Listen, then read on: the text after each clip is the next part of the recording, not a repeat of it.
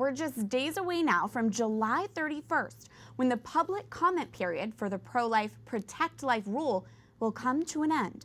The Protect Life rule stops Title X family planning dollars from going to abortion groups like Planned Parenthood.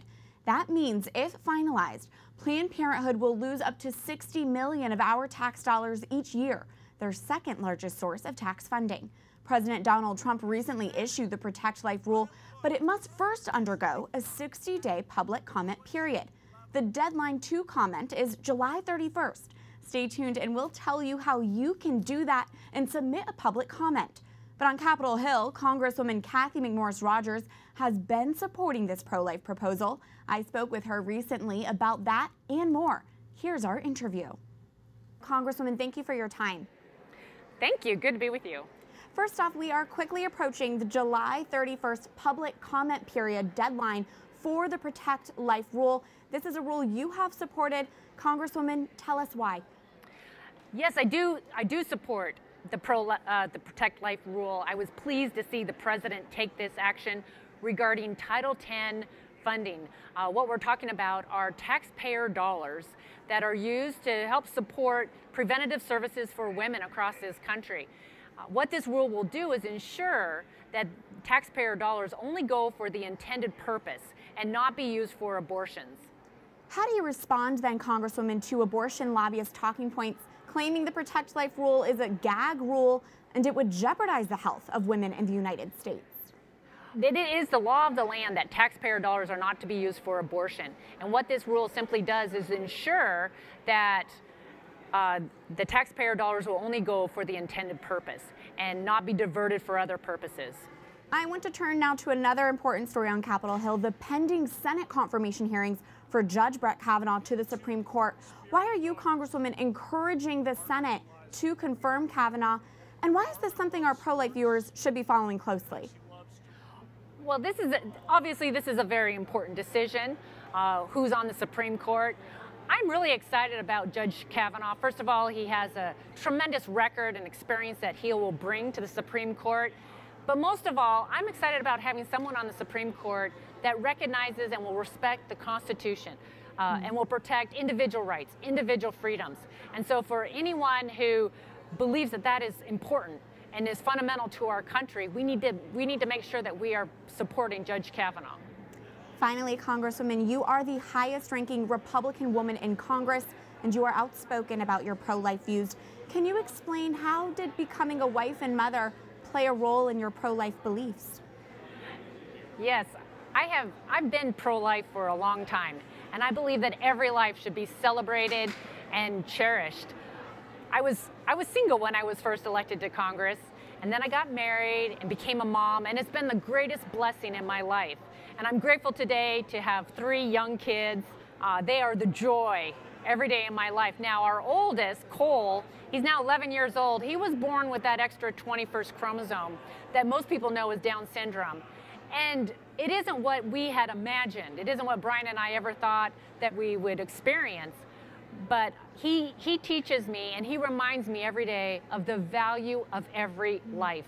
And part of my role here on Capitol Hill and serving in Congress is to be a warrior for human life and human dignity. And for many others that I have the honor of representing in Eastern Washington that share that view, we're going to be coming together on August 1st in Spokane Valley and having a rally to highlight the importance of celebrating life and making sure that our voices are being heard, because sometimes the media doesn't cover that story as much as I would like them to. Thank you for that witness, especially because we know so many unborn who are diagnosed with Down syndrome are targeted in the womb. Yes, it really breaks my heart when you look at the numbers of those babies that when there's a prenatal diagnosis, that the decision is made to abort. And we even have some countries like Iceland that is celebrating no kids or no people with Down syndrome. Denmark has launched a campaign. We need to change our view here. We need to celebrate what every person has to offer, and even celebrate the dignity of every life, and not focus on the disability. Focus on their ability. Let's celebrate what every person, no matter what their circumstances may be, can offer in this world. Thank you for sharing your family's witness with us. Representative Cathy McMorris Rodgers, Chair of the House Republican Conference. Thank you very much. Thank you again to the Congresswoman. We are going to have another discussion a bit later in the show all about what the Congresswoman just hit on, the gift that people with Down syndrome offer our world. But first, for pro-life reaction and analysis, we are joined now by Mallory Quigley, the Vice President of Communications for the Susan B. Anthony List. Mallory, welcome back. Great to be with you. You just heard what Representative McMorris Rodgers said, and she hit on the devastating abortion rates for babies diagnosed with Down syndrome. Now, it seems like a ban on this kind of discrimination should receive wide support, but Planned Parenthood is pushing back on it. Right. Well, you know, we did some research with the Lejeune Foundation, which I think viewers will be familiar with, a few years ago with the Charlotte Lozier Institute, and they found the immense joy that people with Down syndrome bring to their families, to their communities, and certainly we don't even dream about harming or eliminating people with Down syndrome or any special need, after they're out of the womb. But Planned Parenthood is advocating just deadly discrimination towards these children in the womb. Which brings me to my next question. The Protect Life rule would cut off Planned Parenthood from Title $10, and the comment period is coming up July 31st. So what role can our viewers and pro-lifers really have in finalizing this pro-life rule? Absolutely. So, of course, the Protect Life rule, this is President Trump's initiative to return to those Reagan-era regulations, stopping Planned Parenthood from receiving more than $60 million in taxpayer funding. This, of course, is money that they're using to pay rent, to do community advertising. Almost 100,000 comments have been submitted to HHS so far. And we need absolutely every single pro-lifer to submit their comment to HHS so that the administration not only feels the support, but actually sees it, the support for this new regulation. The other side, they have everything to lose, and there's been an incredible level of organization. Just today I've gotten several emails from Planned Parenthood and NARAL advocating for pro-abortion advocates to send their comments. So we have to hear from everyone. And we'll tell our viewers exactly how they can do that in just a bit. But I know there's another big date that you have your eye on, August 2nd, which is the date for Tennessee's gubernatorial race. I know SBA President Marjorie was just with Representative Diane Black, who's running.